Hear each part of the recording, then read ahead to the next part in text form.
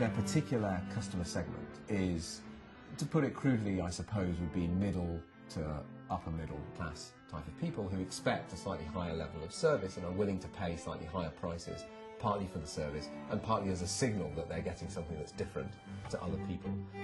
Oh, look! That's nice.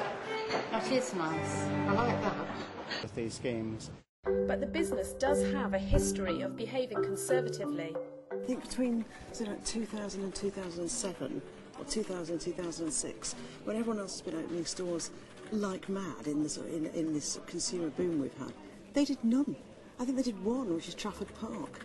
And you think, well, why not? The employee ownership model, I think, that John Lewis has works very well in keeping the company safe and being run conservatively. They can't access shareholder capital because there are no shares to fund risky ventures and big expansion. The structure of John Lewis is designed to avoid risks like that. It's safety first.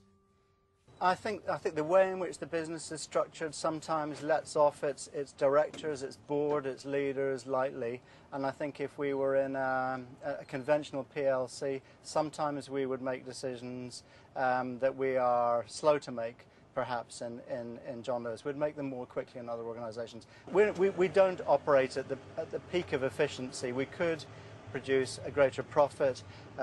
We could take decisions in a much more urgent way than we do. And if I worry about anything, it is an anxiety that we will become an organisation that is too ready to believe its own propaganda. The people at the top of John Lewis share a passion for the job that is not necessarily reflected in their pay packets.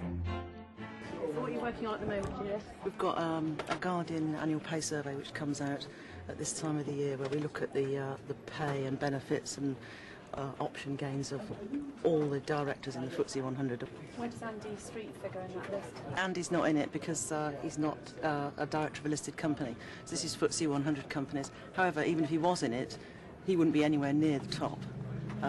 Because actually, it seems like a lot of money. I think he earns about £500,000 and then he gets his bonus on top. But that is peanuts to some of these people. The founder, John Speeden Lewis, wrote a constitution that keeps a lid on boardroom pay. The John Lewis Constitution stipulates that there's a maximum pay for the very senior people. It's 75 times average earnings of the lowest paid. They have some way of defining it. And that's a strength because it prevents megalomaniac behaviour, basically. It prevents empire building because you can't grow your business and through acquisitions and mergers to become huge and then pay yourself huge quantities of money because you're still limited to 75 times. So that 75 times might sound big, but it pales into insignificance compared to sort of a regular PLC. The boss of Reckitt Benckiser, that's the company that makes Mr. Sheen and Sillet Bang, made 36.8 million last year. But with your skills and your experience, you could be running a PLC and doing very nicely for yourself, couldn't you? I can do very nicely for myself running this organisation, thank you very much.